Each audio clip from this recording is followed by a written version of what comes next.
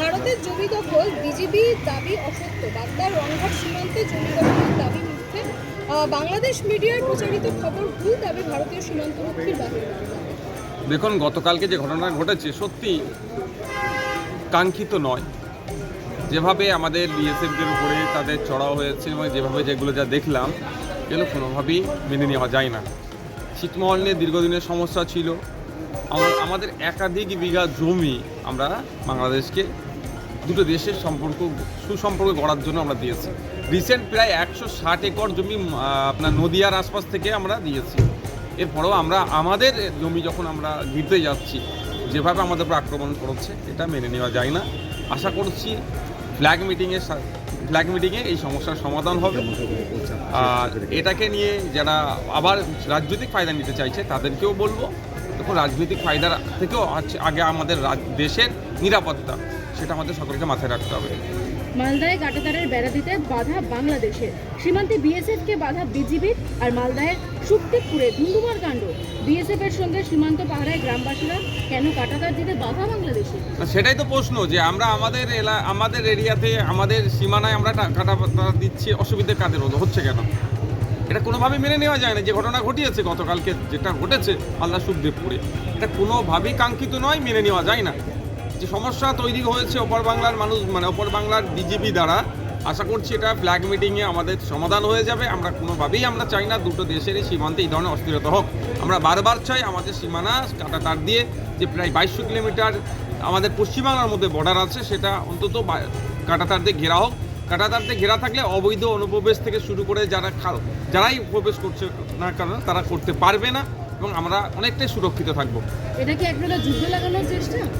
সবসময় তো চাইছে বাংলাদেশের এখন যারা ইন্টারিম গভর্নমেন্ট আছে, দেখছি পদে পদে তাদের বিভিন্ন মন্তব্য, যদিও সোশ্যাল মিডিয়ার মাধ্যমে জানতে পারছি, অফিসিয়াল মন্তব্য তাদের বুঝতে পারছি না কি আছে, যে তাদের বক্তব্য সবসময় যেন একটা ভারত বিরোধী হয়ে ওঠার চেষ্টা হচ্ছে, এবং তারা বাংলাদেশের জনগণের কাছে মাসিয়া হয়ে সাজার চেষ্টা করছে। কিন্তু এটা মনে রাখা দরকার, দুই দেশকে এগিয়ে যেতে গেলে দুই দেশের সাথে সুসম্পর্ক রাখতে হবে। কারণ কেউ যদি মনে করে ইন্ডিয়া থেকে তাদের আমদানি বন্ধ করে দেবো, পাকিস্তান থেকে নিয়ে আসবে, আপনি যদি জাহাজে করে নিয়ে আসে 14-15 দিন টাইম লাগবে। যদি চীন থেকে আনতে চাই একাধিক দিন টাইম লাগবে। আর ইন্ডিয়া থেকে কোনো জিনিস যেতে গেলে মাত্র 2 থেকে 3 ঘন্টায় বাংলাদেশে পৌঁছে যাবে। এগুলো মাথায় রাখা দরকার। সুতরাং আমরা চাই দুই দেশের অগ্রগতি হোক, দুই দেশের উন্নতি হোক। দুই দেশের উন্নতি হতে গেলেই দুই দেশকে, প্রতিবেশী রাষ্ট্রকে সুসম্পর্ক গড়ে তুলতে হবে। এই বর্ডারকে কেন্দ্র করে, কাঁটাতারকে কেন্দ্র করে যেভাবে গতকালকে নোংরামি হলো, এটা কোনোভাবেই এটা ভালো লক্ষণ নয়। কখনো বাংলা, কখনো ত্রিপুরা, সীমান্ত অশান্ত করার ছক, গদি বাঁচাতে নির্বাচনের আগে প্ররোচনা দিয়ে যুদ্ধ চাইছে কি ইউনূস? আর এর পাশাপাশি প্রশ্নতে একটা থাকছে, গাজোয়ারি করে কি পার পেয়ে যাবে ইউনূস সরকার? গাজোয়ারি করে কোনোদিন পার পায়নি, আর পাতেও দেবো না। আমরা যেমন কারো জায়গা গিয়ে দখল করার পক্ষে না, আগ্রাসনের আমরা বিপক্ষে। আমাদের পররাষ্ট্র নীতি কিন্তু আগ্রাসনকে মান্যতা দেয় না। সুতরাং যেমন আমরা মান্যতা দেয় না, ঠিক একইভাবে আমাদের জমি কারা জোরজবস্তি দখল করে নেবে, সেটাকে আমরা মেনে নিতে পারি না। আর বাংলাদেশে কবে নির্বাচন হবে সেটাই আমি অপেক্ষায় আছি, আমরা সকলেই অপেক্ষায় আছি। আমরা চাই বাংলাদেশ যখন প্রসঙ্গ উঠলো যে এখন ইন্টারিম গভর্নমেন্ট চলছে, একটা নির্বাচিত সরকার হোক। আশা করব নির্বাচিত সরকার হলে বাংলাদেশের যে অস্থিরতার পরিবেশ আছে সেটা অনেকটাই স্থিতিশীল হবে। বাংলা হোক কিংবা ত্রিপুরা, চোয়াল শক্ত করে ঠান্ডা মাথায় সীমান্তে লড়ে চলেছে বিএসএফ। আর প্রতিরোধের মুখে এই বিএসএফ এর বিরুদ্ধেই নাকি অনুপ্রবেশকারীদের ঢোকানোর অভিযোগ করেছিলেন মমতা বন্দ্যোপাধ্যায় এবং অভিষেকরা। কেন সীমান্তে বিএসএফ এর সঙ্গে অসহযোগিতা রাজ্যের? দেখুন, যারা বিএসএফকে দোষ দেয় বা অনেক ক্ষেত্রে পুলিশকে দোষ দিচ্ছে, আমি সকলের উদ্দেশ্যে বলবো, বিএসএফও আমাদের, পুলিশও আমাদের। হ্যাঁ, এই এজেন্সিগুলোকে কোনো জায়গায় রাষ্ট্র পরিচালনা করছে, তো কোনো জায়গায় রাজ্য পরিচালনা করছে।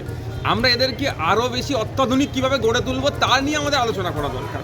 আমরা একবারেও বলছি না সীমান্তে যে সমস্ত এলাকায় বিএসএফের প্রেজেন্স সম্ভব হচ্ছে না, সেই জায়গায় ড্রোন উড়িয়ে কীভাবে নিরাপত্তার ব্যবস্থা করা যায়, সেখানে আরও অত্যাধুনিক ক্যামেরা বসিয়ে কীভাবে সেগুলো দেখভাল করা যায় তার ব্যবস্থা করা দরকার। তা না করে আমরা শুধু একে অপরকে দোষ দেওয়াদি করছি। এই দোষ দেওয়াদি দেওয়া বন্ধ করা হোক। পুলিশও তো আমাদের, বিএসএফও তো আমাদের। কেন আমরা তাদের নামে বাজে মন্তব্য করব? তাদেরকে অপদার্থ কেন বলতে যাবো? এটা কোনোভাবেই মেনে নেওয়া যায় না। যেভাবে বিএসএফকে দেখে দেওয়া হচ্ছে, বা পুলিশকে অনেক ক্ষেত্রে দেখে দেওয়া হয়, এটা মেনে নেওয়া যায় না। রসাদ, এর আগে আমরা আপনার মুখেও শুনেছি এবং অন্যান্য বিরোধী দলও বলেছে যে ফেন্সিং নিয়ে কোথাও যেন চাইছেই না ফেন্সিং দিতে রাজ্য সরকার। শুধু তাই নয়, এরপর আমরা কি দেখলাম, এই কালকে যে ঘটনা ঘটলো, এখনো কি মমতা বন্দ্যোপাধ্যায় দেশের সুরক্ষাকে দূরে রেখে রাজনীতির কথাই ভাববেন? দেখুন, এই ফেন্সিং নিয়ে কেন্দ্র রাজ্য তুতু ম্যায় হচ্ছে, এটা বন্ধ করতে হবে। আমি একজন জনপ্রতিনিধি হিসাবে এবং ভারতের একজন নাগরিক হিসাবে আমি আবেদন করব রাজ্য সরকারের কাছে, কেন্দ্র সরকারের কাছে, এই কে জমি দিচ্ছে না, ওই জন্য কাঁটাতারের বেড়া হচ্ছে না, পোস্ট হচ্ছে না, এইগুলো না করে দুটো সরকার, কেন্দ্র সরকার, রাজ্য সরকার বসে এইগুলোকে দূরে সরিয়ে আমাদের নিরাপত্তার কথা ভেবে উচিত হবে কি এগুলোকে দ্রুত পশ্চিমবাংলায় যে 2200 কিলোমিটারের মধ্যে যে কিলোমিটারগুলো এখনো বাকি আছে সেইগুলো কাঁটাতার করা এবং সমগ্র ভারতবর্ষ থেকে ইন্ডিয়া বাংলাদেশের সীমানা প্রায় 4000 কিলোমিটারের উপরে সমস্তটাই কাঁটাতারের বেড়া দেওয়া হবে। আজকে আপনি এসেছেন ম্যাংশাল কোর্টে, শওকত মোল্লার বিরুদ্ধে কি অভিযোগ? দেখুন, শওকত মোল্লা সাহেব বিভিন্ন সময় বিভিন্ন অবাঞ্ছিত মন্তব্য করে, অবাঞ্ছিত মন্তব্য করতে করতে চরম পর্যায়ে পৌঁছেছে।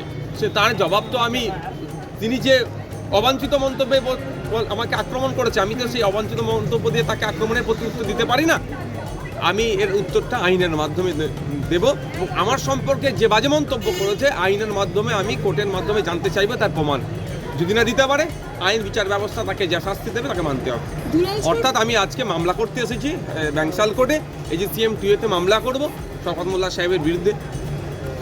দুলাল সরকার খুনে গ্রেপ্তার নরেন্দ্রনাথ তিওয়ারি এবং এর পাশাপাশি গ্রেপ্তার হয় মোহাম্মদ আব্দুল করিম, অমিত, রজত, অভিজিৎ ঘোষকেও গ্রেপ্তার করেছে পুলিশ। তো এক্ষেত্রে কি বলবেন? তৃণমূল নেতা খুনে তৃণমূল নেতাই গ্রেপ্তার। কাকের মাংস খায় না, এটা একদম প্রচারিত।